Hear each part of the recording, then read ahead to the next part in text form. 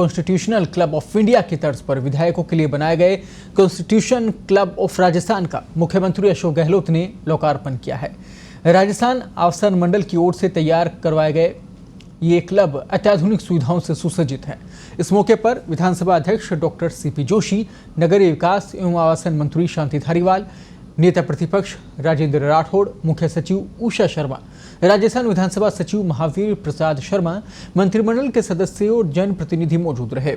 गौरतलब है कि सीएम गहलोत ने बजट 2021-22 में दिल्ली स्थित कॉन्स्टिट्यूशन क्लब ऑफ इंडिया की तर्ज पर जयपुर में भी कॉन्स्टिट्यूशन क्लब बनाया जाना प्रस्तावित किया था, ताकि पक्ष और विपक्ष के विधायक में विधायी सद्भाव की भावना स्थायी रूप से बनी रहे।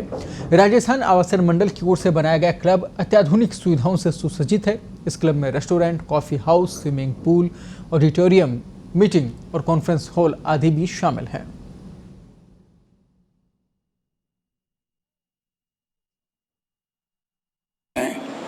Right to education, right to food security, NREGA, right to information, उसी ढंग से कानून बने। आज ही मैं आपके मन से कहना चाहूँगा, प्रधानमंत्री जी के कई बार रिक्वेस्ट कर चुका हूँ, लिख के भेजा मैंने। Right to social security act बने देश के अंदर। हर परिवार को जीवन पालन करने का जिम्मेदारी सरकार की है, दुनिया के मुल्कों में है, तो ये तो बात अपनी जगह है। पर आज मैं कहना चाहूँगा कि आज राजस्थान में जो संस्थाएं खड़ी हुई है, कानून पास हुए हैं, बजट पेश हुए एक से एक शानदार, खाली घोषणा नहीं हुई है। जैसे हमारे विपक्ष साथी कहते थे पैसा कहाँ से आएगा, पैसा आ भी गया, पहले खर्च भी हो रहा है। पहली बार हमारे जनप्रतिनिधि कह रहे हैं, हमारे साहबान कह रहे हैं, साहब घोषणा नहीं हुई, हमारे यहाँ लागू हो गया, सड़क बनने लग गई, कॉलेज खुल गई, तहसील बन गई, नगर पालिका बन गई, कॉलेज यूनिवर्सिटी बन गई। क्या नहीं हो रहा है? ये मॉडल जो उभर के आया है, इसलिए हम कहते हैं कम से कम अगर नंबर 1 नहीं आ पाए कई कारणों से, क्योंकि कई लैंड लॉक एरिया राजस्थान के अंदर, यहाँ कुछ समुद्र तट पे नहीं है राजस्थान,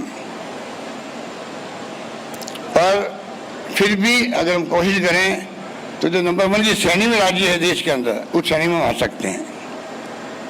आज भी आपको जान के गर्व होगा, उत्तरी भारत में राजस्थान आर्थिक विकास दर के अंदर नंबर 1 पहुंच गया, नंबर 1 पहुंच गया।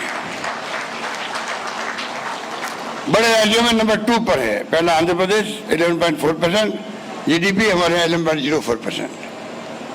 आज भी तो आप सोच सकते हैं मॉडल स्टेट बने हमारा राजस्थान, जिससे कि हम लोग भी आने वाले वक्त में पर कैपिटा इनकम हो, हैप्पीनेस इंडेक्स की बात भी की गई, क्यों नहीं हम भी उस लेवल पे पहुंचे हैं, प्रथम श्रेणी के राज्यों की श्रेणी में पहुंच जाए। कम से कम पिछड़ा राज्य से निकला है जहाँ से करा जा रहा है। इसलिए मैंने कहा कि जो फैसले हमने किए हैं ऐसे नहीं किए। 2030 मिशन के अंदर मैं आपसे अपील करना चाहूँगा, सब भागीदार मैनेजर बन सकते हैं।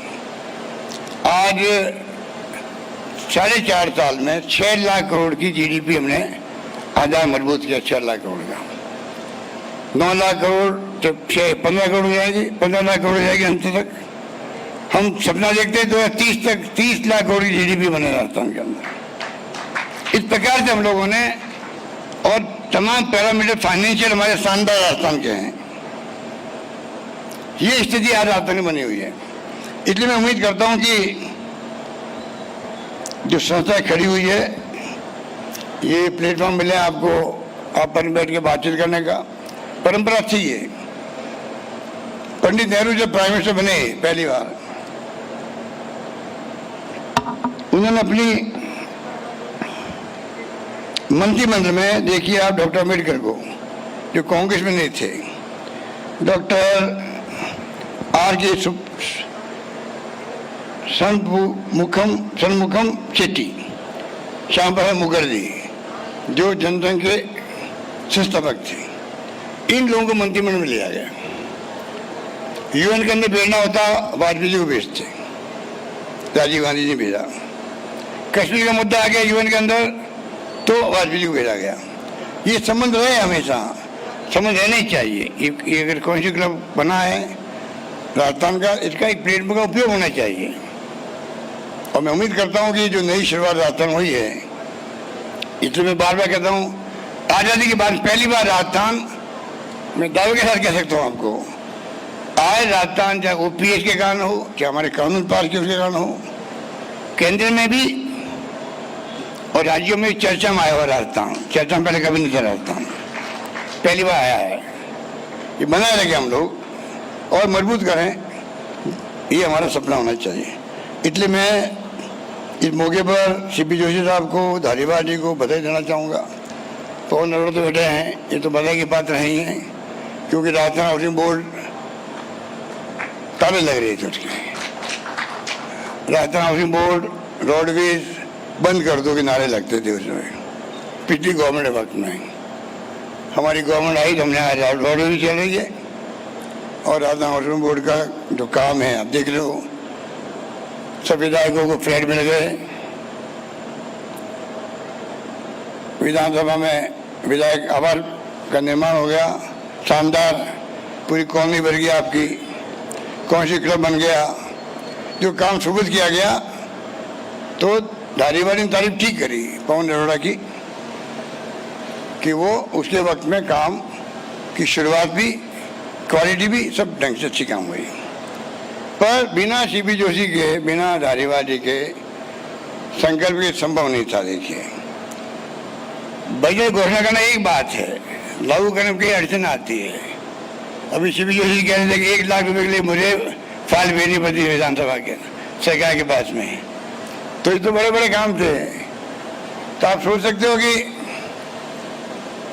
जो अगर ये बीड़ा नहीं उठाते तो ना तो आपके वो जालूपुरा खाली होता, गुलाब कटाई जी के हाथ था उसके अंदर सेव करने में, और ना आपका आवास का ये पूरा कॉम्प्लेक्स बनता। संभव नहीं था। ये 5 साल निकल जाते हैं, कुछ नहीं होता है, और ना आप बाहर बैठे हो ये बनता। इसलिए मुझे खुशी है कि आप लोगों के जो जिस प्रकार आपने हाउस चलाया है, जिस प्रकार कॉमनवेल्थ पार्लियामेंट के माध्यम से एक प्लेटफॉर्म मिला, तो आप पूरा सदुपयोग किया। आज हमें गर्व होना चाहिए कि राजस्थान के स्पीकर डॉक्टर सीपी जोशी का नाम पूरे देश की तमाम स्त्रियों के अंदर नंबर 1 पर है। और ये और बना रहे आगे आने वाले वक्त के अंदर, ये हम सबकी भावना होनी चाहिए। मैं आप सबको बहुत बहुत मुबारकबाद देता हूँ। आप सबको मैं आप पधारो, क्योंकि अभी सब कैंपेन शुरू हो गया है। अपना क्षेत्र छोड़ के आना बड़ी मुश्किल काम होता, तब भी आप आए। आपका बहुत बहुत शुक्रिया, मेरी बहुत शुभकामनाएं, धन्यवाद, जय हिंद, धन्यवाद। होते हैं, परंतु हम उन अनुभवों का साझा नहीं करते। गहलोत साहब को मालूम होगा, पहले फाइनेंस कमीशन आया करता था, केंद्रीय फाइनेंस कमीशन हमारे टैक्सेस का रिवोल्यूशन किया करता था। उस समय पक्ष भी, सत्ता पक्ष भी, मुझे याद है भैरव सिंह जी शेखावत प्रतिपक्ष में हुआ करते थे।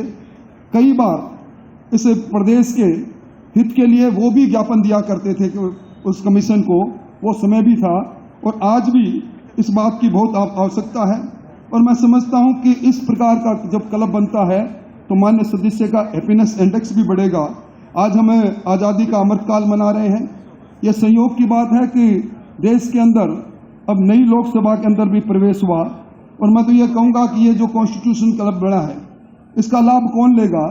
क्योंकि अभी हमने देखा कि इस लोकसभा और राज्यसभा ने एक नारी शक्ति वंदन विधेयक को पारित किया है।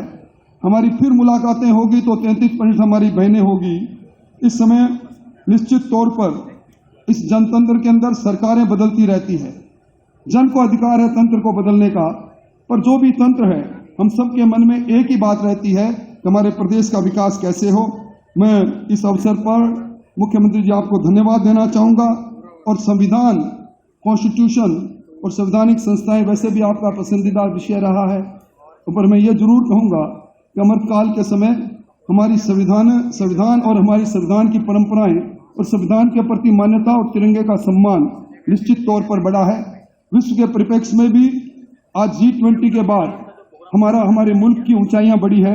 हम सब लोग मन में एक ही कल्पना है कि जिस संविधान से हम शासित हैं, उस संविधान के दरमियान अपने अपने अनुभवों को, अपने अपने ज्ञान को राज्य के हित में कैसे बांटें। अंत में निश्चित तौर पर लोकतंत्र को मजबूत करने के अंदर ये कॉन्स्टिट्यूशन क्लब अपनी भूमिका निभाएगा। हमारे आचार विचारों को आपस में बांटने का, अनुभव बांटने का केंद्र बनेगा। एक नवाचार, एक शानदार काम के लिए मुख्यमंत्री जी आपको और विधानसभा अध्यक्ष जी आपको बहुत बहुत मुबारकबाद, बहुत बहुत बधाई, बहुत बहुत धन्यवाद।